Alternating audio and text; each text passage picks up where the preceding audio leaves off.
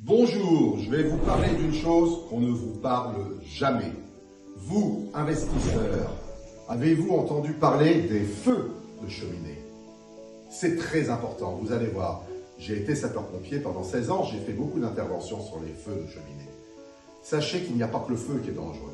Il y a l'intoxication au monoxyde de carbone. Le monoxyde de carbone est un gaz incolore et inodore. Comment il se forme?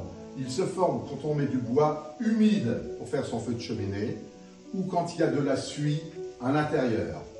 Vous, propriétaire, qui louez à votre locataire, sachez qu'il est obligatoire, je dis bien obligatoire, de faire ramoner la cheminée une fois par an par un ramoneur agréé et vous devez garder la facture. Vous devez ensuite regarder dans votre cheminée ici s'il n'y a pas des fissures, car s'il y a des fissures, le monoxyde de carbone pénètre dans la pièce. Il faut savoir qu'il y a 3000 intoxications par an en France dues à ce type d'incident et 150 morts par an dues au monoxyde de carbone, souvent pendant son sommeil. Autre chose, vous pouvez vérifier si votre cheminée est propre ou sale. Comment on fait?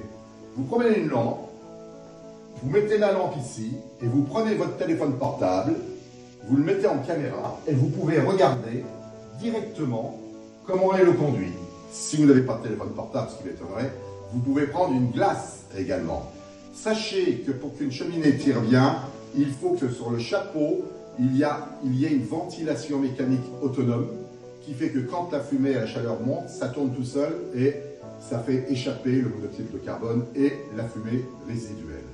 Sachez également que dans les vieilles maisons, vous qui louez les maisons, vous avez souvent des poignées ici, comme celle-ci, et quand on la tire, ça ferme la cheminée de façon qu'il n'y ait pas une déperdition de chaleur. En parlant de déperdition de chaleur, il faut toujours que sur vos fenêtres, vous ayez des aérations hautes et basses et ne pas les boucher.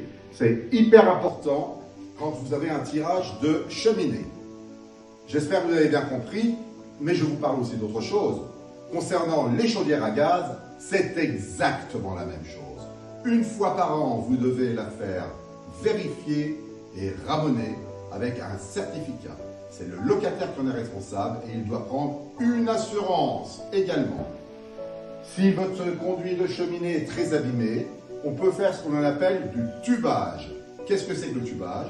C'est un tube en aluminium ou en inox que l'on rentre par le haut dans la cheminée et là, vous avez une cheminée toute neuve. Voilà, j'espère que cette petite vidéo vous aura appris quelque chose de supplémentaire et je vous souhaite une bonne journée.